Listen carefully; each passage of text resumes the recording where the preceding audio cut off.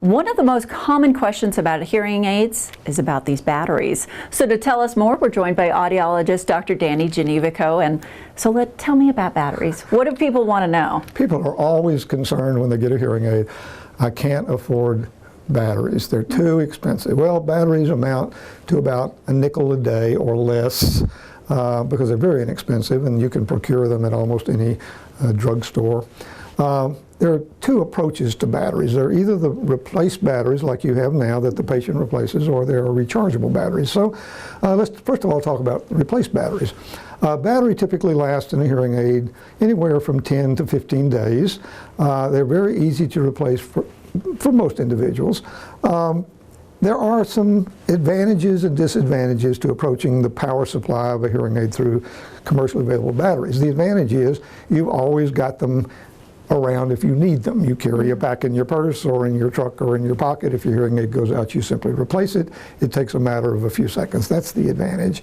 The disadvantage is you have to purchase them over and over, but again, at the minimal cost.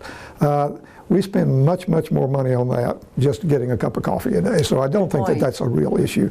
Another issue with the small battery is dexterity, because especially with older patients or people that have arthritis or issues like that, it is a little difficult for some people to put the battery in. Often there are family members that visit them on a daily or weekly basis that will put the batteries in for them. It's not a very big deal, but I see that it can be a problem for some individuals. The other approach to powering hearing aids is the use of rechargeable batteries, and that is a fairly new innovation. We don't use it a lot. I think there are advantages and I think there are disadvantages. The advantage, of course, is you don't have to buy batteries for your hearing aid. I'm not sure in the long run if you save any money, because the hearing aids that are rechargeable tend to cost just a little bit more, so it probably is offset by that. But you don't have to worry about the dexterity issues because the chargers are fairly large, and it's very easy for a person even that has a little tremor or perhaps a little arthritis to take the hearing aids and just drop them into the charger, and it's done. Typically, the devices that we use, and there are several different companies that build these, a 3-hour charge is good for about 24 hours. So for a lot of people, that would be a good thing to do.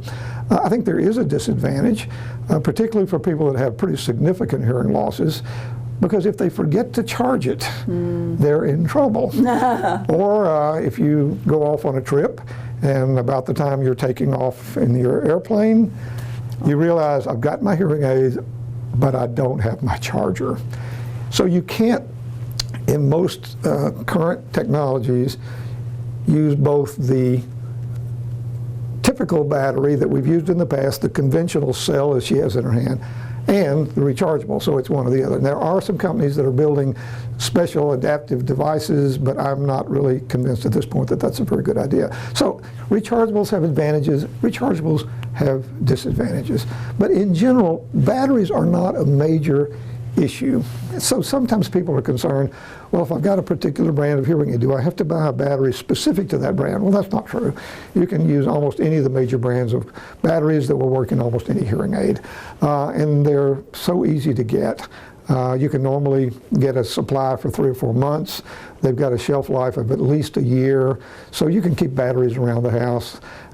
Carry them in your pocket, carry them in your purse, put some in your briefcase. So when an emergency comes and your batteries are starting to run down, you immediately have one. The last thing I want to mention is most hearing aids now have low battery indicators. Oh. You know, when you're depending on your hearing aid all the time, and you're getting ready to go to an important meeting, or you're going to church or something important in your life, you want to make sure your batteries are good. So, of course, you could change them before you go. But when a battery starts to get low, you normally have a signal in the hearing aid, and that will alert you that you have about 2 hours left. So you can have plenty of time to change it. It's kind of like your car. When that light comes on, you got about 20 miles, and so you need to go to the gas station. So, in summary, I don't think batteries are a major concern. I think, again, if you're able to communicate well, the batteries are really of no major consequence. And to answer your hearing loss questions, Audiology Hearing Aid Associates can help. Their Lynchburg location is on Langhorne Road, and their number there is 434-528-4245. In Danville, they're located on Main Street, and you can give them a ring at 434-799-6288. You can also find out more online at digitalhearingforyou.com. We'll be right back.